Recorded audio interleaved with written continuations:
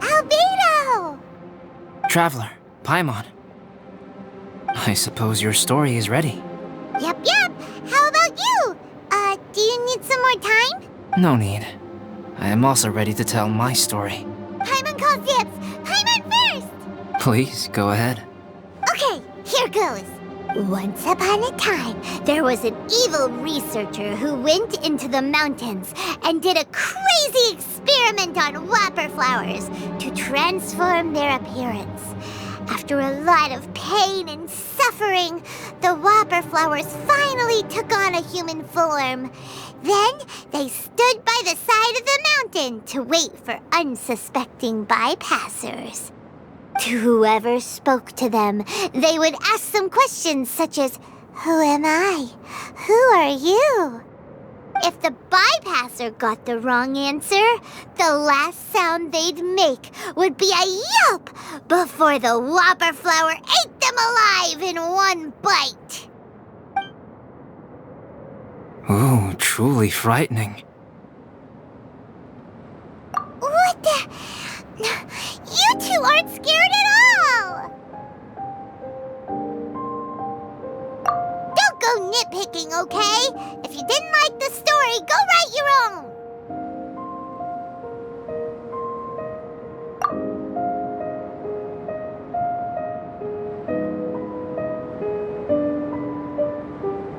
In other words, the whopper flowers would ambush and then completely replace their victims.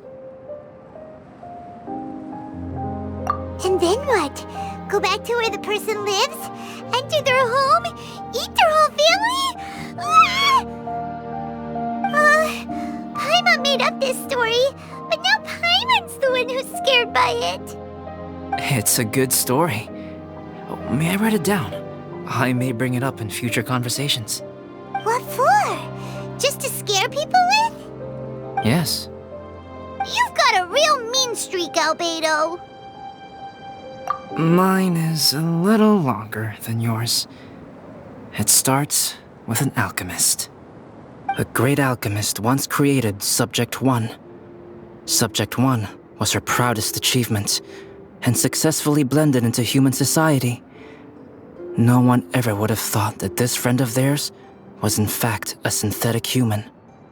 However, unbeknownst to Subject 1, the alchemist had tried the same experiment many times before he had come into being.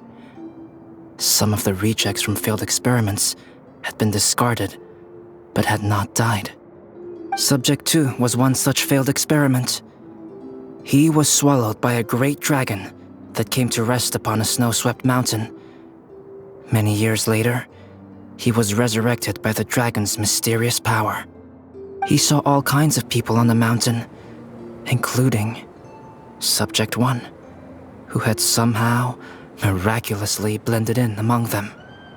Never in Subject 2's wildest imagination had he thought it possible for experimental life forms such as they to deceive everyone so successfully.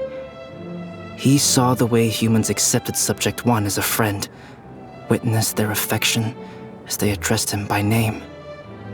This was what Subject 2 wanted.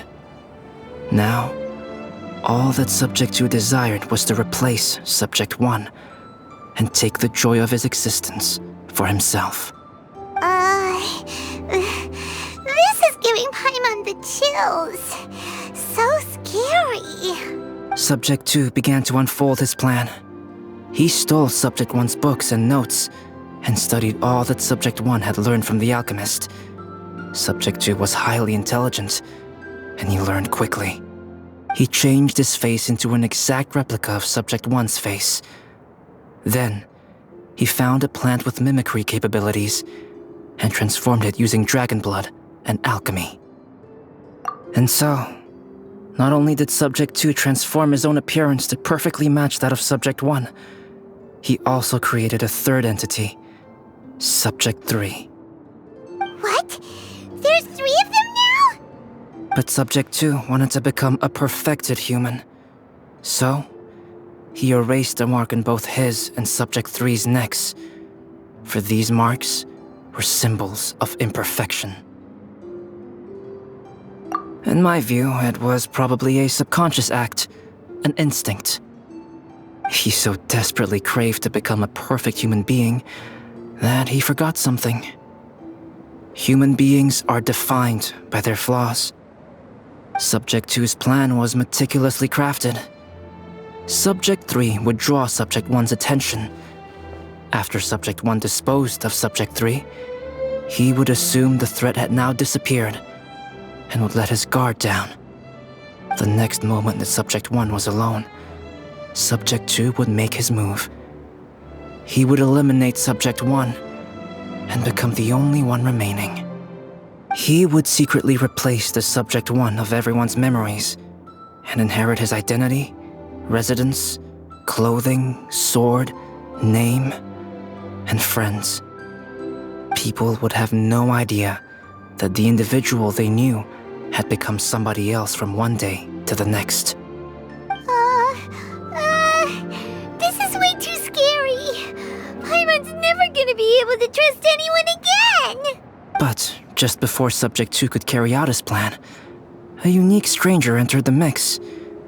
Subject 2 tried to make contact with this person, but found that they could somehow sense he was different from Subject 1.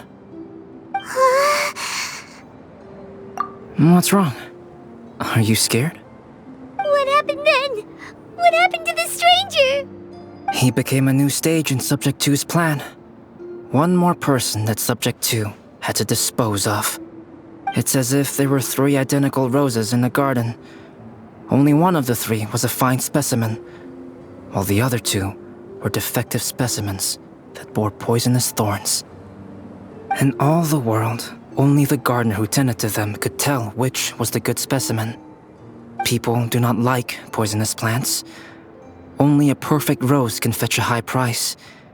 If the inferior specimens wanted to conceal the fact of their worthlessness, they would have to take the gardener out of the picture, using their poisonous thorns. This is exactly what Subject 2 was thinking. So, he hid in the shadows and waited patiently. Maybe soon, he would get his chance to become truly human.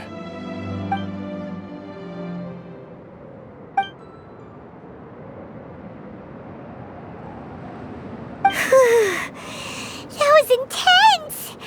So what happened Did Subject 2's plan succeed? Paimon can't bear thinking about it. Fortunately, Meta is just a story. And even in this story, Subject 2 did not succeed. But you can never let your guard down on Dragonspine. Monsters mutated with Durin's power and blood are also creatures of Rhine-Daughter, just like me. You must beware of all such creatures. I'm glad to hear that. It's okay. I know what I am. You and I are both different, so there is no need for me to hide the truth from you. The only thing is that sometimes, when I think about how mighty the power of alchemy is, I feel so small. As beings who set foot in this world, how arrogant are we in desiring to control our destiny and in desiring to create? Is creation an arrogant act, traveler? If not, why do we call the ones that created us and control us gods? If it is, then what qualifies us to call ourselves creators? How far must we take our reverence and respect, and what purpose does it serve? Nothing special, but whenever I think about it, I feel a twinge of grief. Poor Albedo. Hello? Traveler, are you here? Hey, is that Amber? Thought we might find you here. We're here to deliver a message from Cyrus. There's gonna be a big event down at the base camp, and they want you there too, Traveler. Winter camp is nearing its end. Apparently, even provisional instructors are required to attend. Looks like we need to go, Albedo. Bye for now. Then I won't keep you.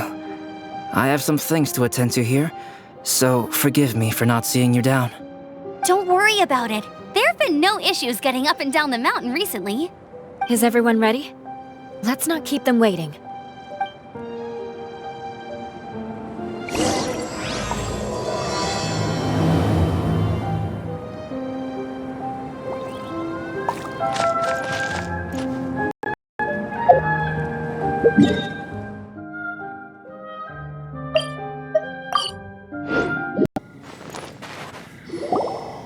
Huh?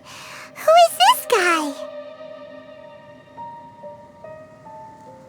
Allow me to introduce Yozerv. He's Joel's father.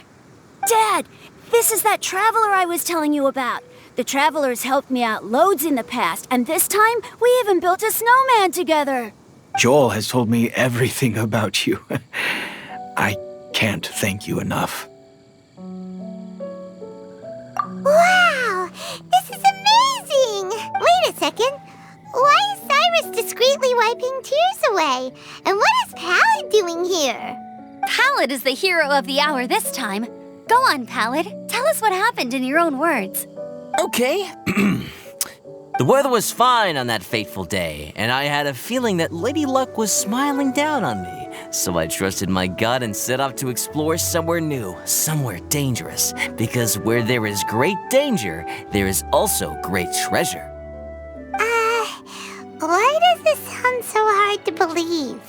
But I had only been away from the group for a short while when I fell down a slope and just started rolling. Uh-oh. Did my bad luck rub off on him when we ran into each other on the mountain? The place I fell to was somewhere I didn't recognize, and I'd sustained a few injuries. I remember thinking to myself, this is the worst luck I've ever had in my whole life. Then I met Yozerv. He'd heard the sound of me falling and came out to see what was going on. Huh? Wow, so it was completely by chance then. I thought he must have been someone from the Adventurers Guild here for the event, but after a few words of conversation, it was clear that he was having memory problems. He didn't even know his own name. The temperature was freezing, and there was no time to deal with all that there and then, so I convinced him to come back to the camp with me and figure everything else out after we got there. We got back to the camp, ran into Joel, and the moment he saw him, he froze for a second with this completely stunned expression on his face, and then he started crying out, Dad! That's when Yozerv suddenly started to remember. My memory has still not fully recovered, but Joel and his mother, they are the only ones that I will not, no, that I cannot forget. Daddy. Daddy's right here, Joel. Daddy's right here. Yozerv, don't you remember anything else at all? The poor princess, feeding the foxes? I'm sorry. I have no recollection. Maybe it's because of the head trauma. I'm not sure. I woke up and found myself covered in blood. My things were gone, and there was nothing to indicate who I was or how I got there. I crawled into a cave and settled in for a slow recovery. After my legs and feet were a little better, my hunting skills were what kept me alive. Dad, I was so worried about you. I'm all right now, Joel. Oh, don't cry. Daddy's not going anywhere. I'm here to stay. Oh, this is good. This is good. You know what, though? I definitely think my luck got worse after running into Benin on that mountain. I knew it.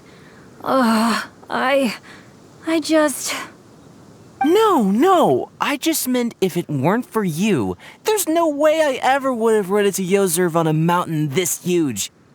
Besides, we got back safely, didn't we? So don't blame yourself. Maybe sometimes miracles can only happen when you get just unlucky enough.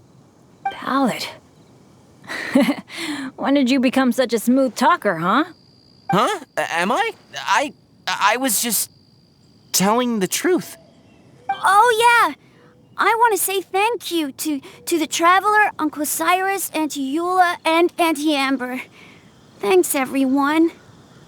You all helped look after me, and I will always remember it. But I guess I can't take the snowman with me, or it'll melt once it leaves Dragonspine. It's such a shame. Oh, I can help with that. One moment. Huh? Eula? Here, take this. It's powdered rime. Just add it to your snowman, and it will never melt. Wow!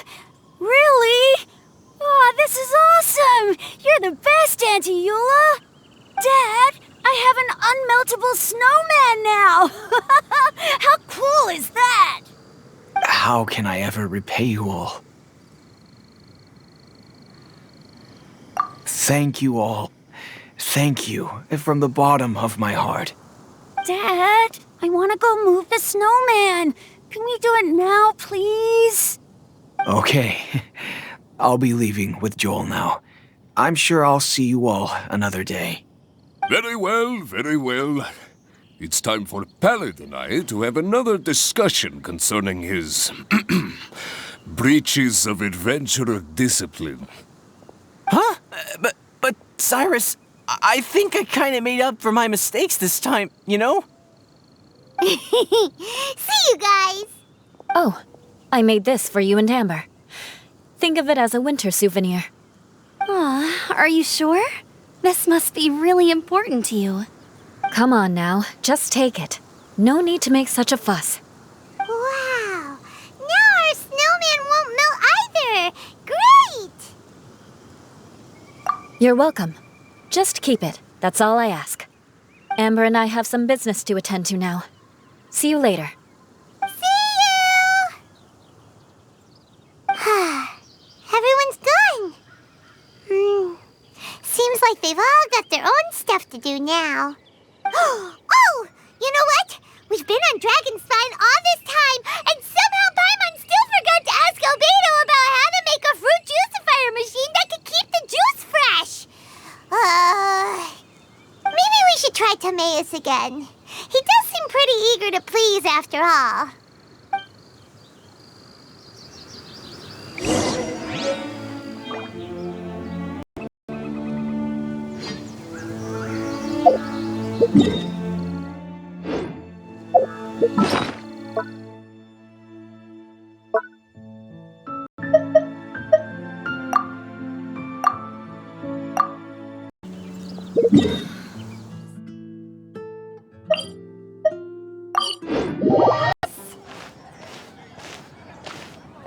Traveler and Paimon, what can I do for you? Wait a minute. You've got that mischievous look on your face. Oh, you're not still thinking about that ridiculous juicer thing, are you? Timaeus, will you help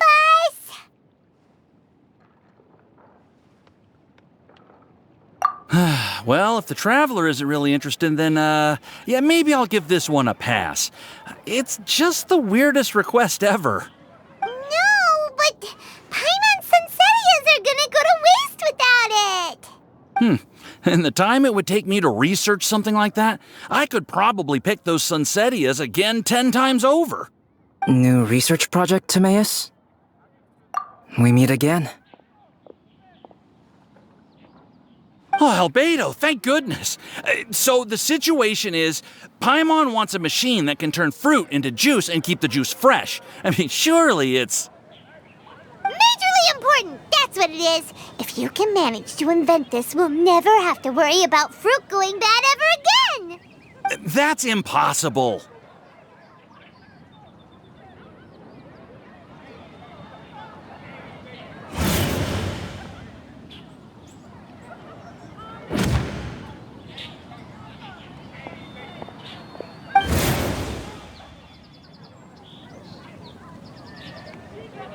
Turning fruit into juice is not hard, but keeping it fresh is more difficult. But if you simply want to keep the fruit from rotting, there are many ways to achieve this. Right, Traveler?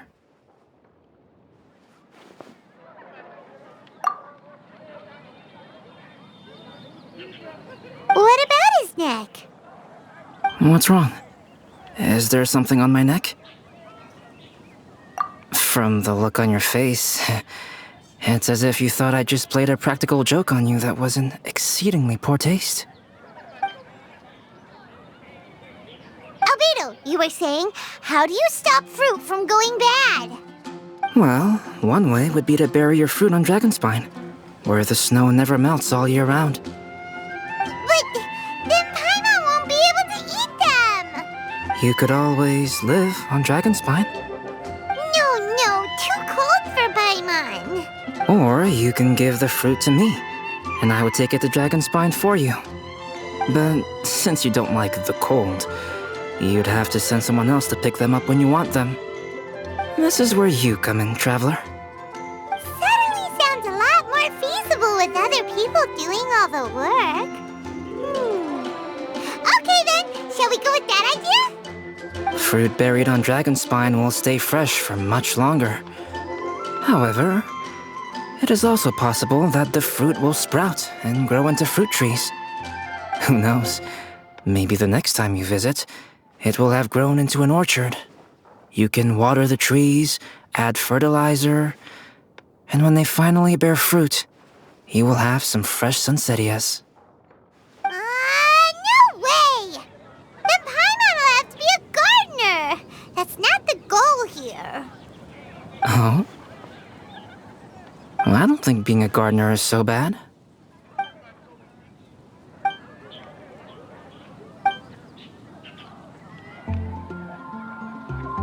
Albedo! Stop trying to get your hands on Paimon's super sweet Sunsettias! It bothers you, does it? Of course it bothers Paimon! They are the rarest, super-duper sweetest Sunsettias ever! And they're not for you! Okay, but they're just Sunsettias. I think you're only so attached to them because you don't have much fruit of this quality in your possession. When someone's pockets are full and their spirit is fulfilled, they don't easily fall prey to this kind of yearning. Really?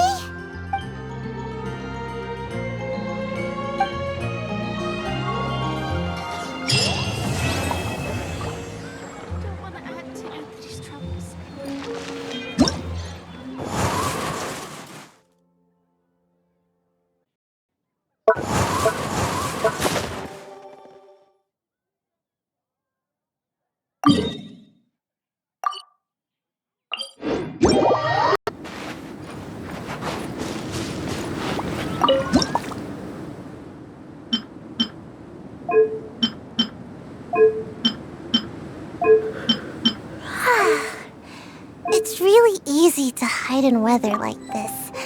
There's this ninjutsu technique called Cloak of Snow, where you can pretty much make yourself invisible. All other people see when they look at you is the snowflakes dancing in the air. Wait, it's confidential though. Don't tell any of this to the Shrine Maiden.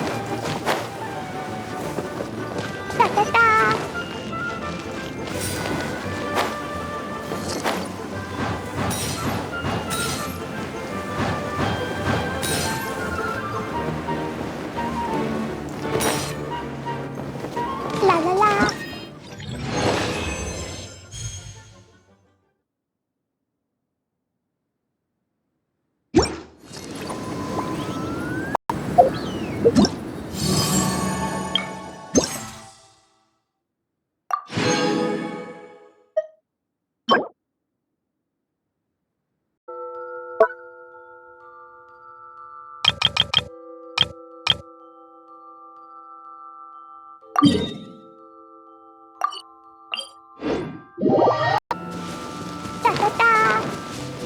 Yes! One after another. Hi! Woo! Da-da-da!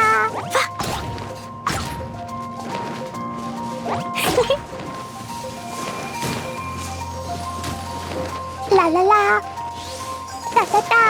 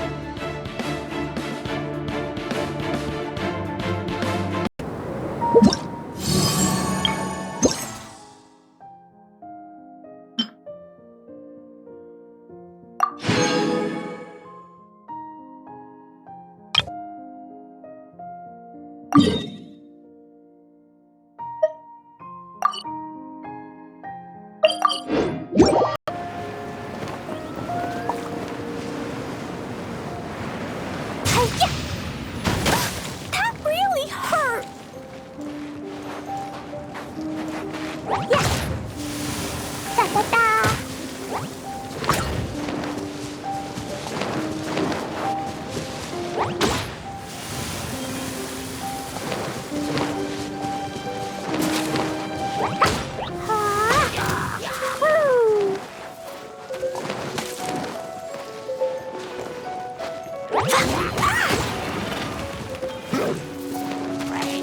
La la la.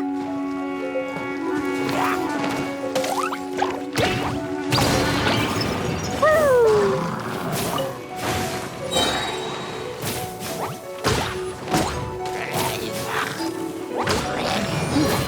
Jumpy, jumpy, go. Woo.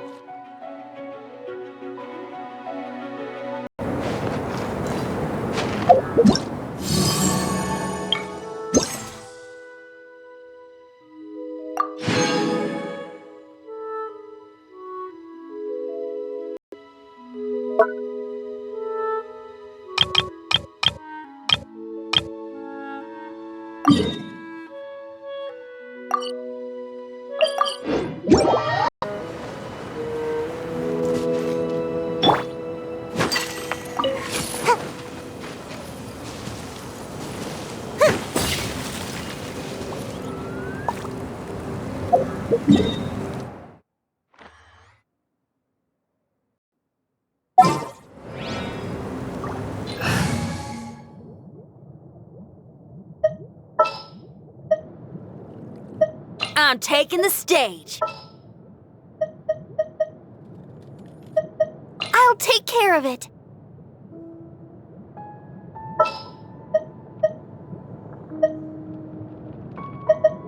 I'm so sleepy.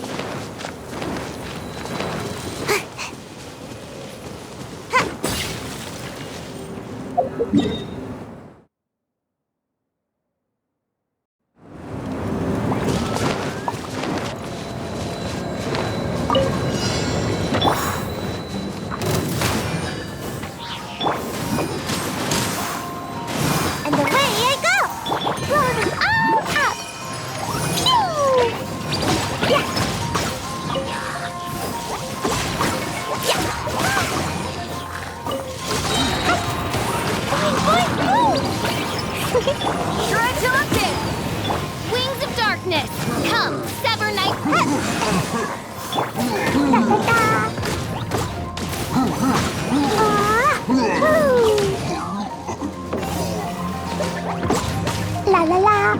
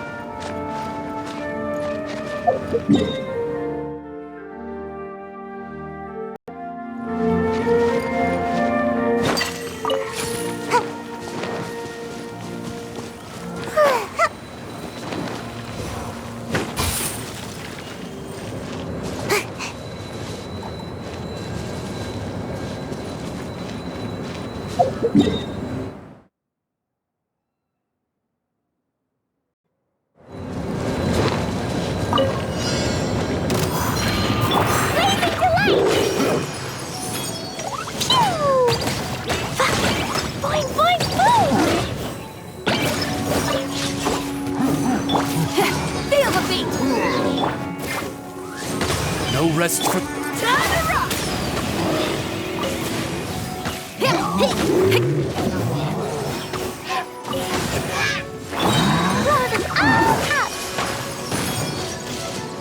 Jumpy dumpy go!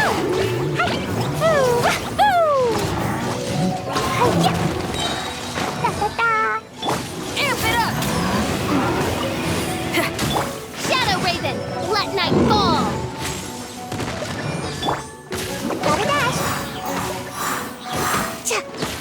No rest for the wicked. Power cord! Ninjutsu! Try till I'm dead! Sparks flash! Boing boing boom!